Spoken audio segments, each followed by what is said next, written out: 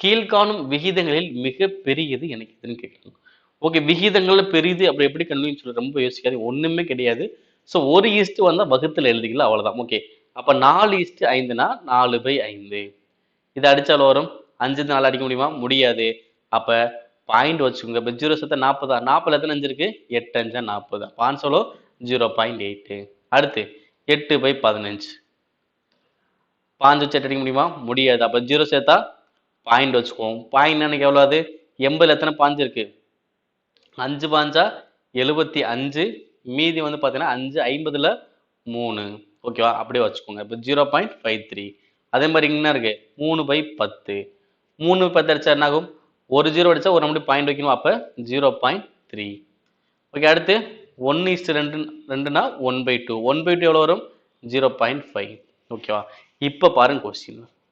எனக்கு எது மிகப்பெரியதுன்னு பாருங்க. 0.8, 0.53, 0.3, 0.5. எது எனக்கு பெருசு? 0.8 தான் எனக்கு பெருசு. அப்ப 0.8 எனக்கு என்ன வரும்? 4/5 தானே. அப்ப 4/5 என்னது? 4:5. Answer option A.